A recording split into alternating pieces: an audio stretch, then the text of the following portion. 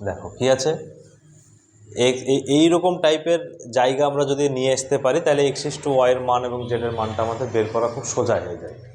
এখান থেকে আমরা x/y z এর মান কি বের করব, 3x কি আছে 4y আর 5z আছে। এখান থেকে আমার x/y z এর মানটা আমাদের বেরাবে হচ্ছে, যখন x এর মানটা বেরোবে তখন ওটা বাদ, এই দুটোর যা থাকবে সেটা গুণ করে 4 5 কত 20 অনুপাত y যেটা বের করে তখন y বাদ, তখন থাকবে কত 3 আর 5 3 5 15।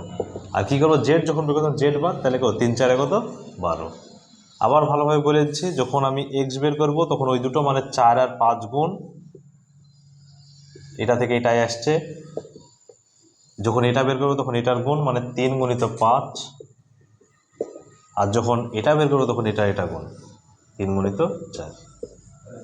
তাইলে আমাদের হয়ে যাবে। শুধুমাত্র আমাদের কিছুই না, এইটা আমি কেন শিখালাম, এইটা আমাদের দরকার হচ্ছে যে অঙ্কগুলোতে তোমাকে লেখা থাকে দেখবা যে এক্সের কি লেখা থাকে, যে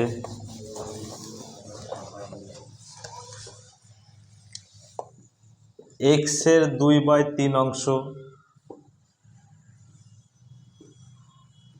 সমান সমান ওয়াই এর 0.5 সমান সমান জেড এর 50%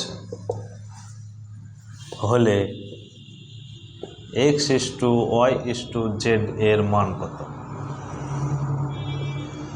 এইরকম অঙ্ক যেগুলো দেয় আমাদের, এই অঙ্কগুলো ওইভাবেই হবে। কি করতে হবে, সম্পর্ক যেটা আছে এর মানে গুণ, তাহলে 2 গুণিত x গুণিত 2/3 সমান ওয়াই এর 0.5 মানে হচ্ছে 0.5 আছে মানে 5 বাই নিচে 10 দশমিক তুললে, জেড এর 50% মানে জেড গুণিত 50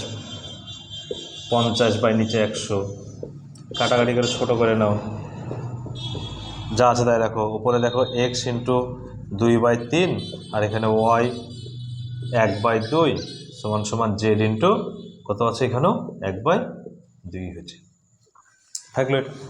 এবার কি করতে হয়, নিচেরগুলো দেখো, এগুলো তো এটা তো হচ্ছে না, আমাদের কি লাগবে বললাম আমি, এইরকম আকার লাগবে যে এক্স যাই থাকো একটা কিছু একটা থাকবে, ওয়াই কিছু একটা থাকবে, জেড কিছু একটা থাকবে, কিন্তু কি থাকতে হবে না, নিচে কিছু থাকা যাবে না, ভগ্নাংশের আকারে না। তাহলে এই ভগ্নাংশ কাটার জন্য কি করতে হয়, এদের লসাগু করতে হয়। এই নিচে যারা থাকে তাদের লসাগু দিয়ে সবাইকে গুণ করে দিলে কী হয়, ভগ্নাংশ সেম হয়ে যায়। তাহলে কি আছে এখানে 3 2 আর 2, তাদের লসাগু হচ্ছে আমাদের কত 6।